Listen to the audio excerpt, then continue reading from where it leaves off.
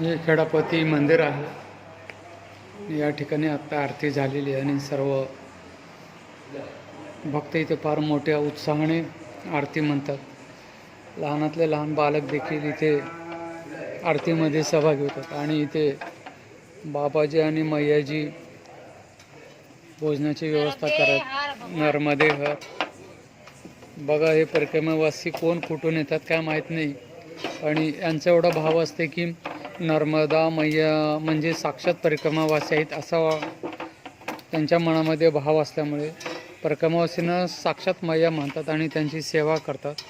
ते इथे 7-8 वर्षापासून हे दोघं इथे सेवा देत आहेत आणि बरेच भक्त श्रद्धाळू इकडे आहेत की जिथे या आश्रमामध्ये सेवा देण्यासाठी ग्रामपंचायतचे जे लोक सुज्ञ किंवा ज्येष्ठ नागरिक आहेत ते देखील इथं परिक्रमासाठी आणि परिक्रमावासीसाठी सेवा देण्यासाठी देखील कसं उत्साहाने एका ठिकाणी येतात बघा।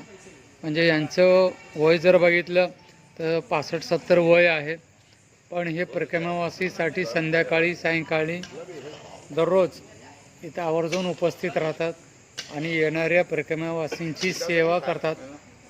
हे बघा, हे सर्व आश्रम आहे, सुंदर मंदिर आहे आणि हे बघत आहात आपण, हे आश्रमचं फार एक सुंदर चित्र आहे, सुंदर दृश्य आहे, फार म्हणजे स्वच्छताही आहे, सर्व गोष्टी इथे सहज उपलब्ध होतात, फिल्टरचं पाणी देखील आहे आणि संध्याकाळी मात्र वेळेला आरती आणि वेळेला भोजन देखील इथे मिळतं। आता आपण चाललो आहोत की जिथे परिक्रमावासी दिवसभर थकून आलेले आहेत आणि त्यांची देखील परिक्रमेची आरती झालेली आहे, नर्मदा मैयाची आरती झालेली आहे आणि ते आता इथं विश्रांती थोडं घेतात आणि पुन्हा भोजन घेऊन विश्रांती घेतील। हे बघा, त्यांची आरती झालेली आहे बाबाची। नर्मदे हर थोडा आराम करतात कारण दिवसभर चाललेले असतात परिक्रमावासी। नर्मदे हर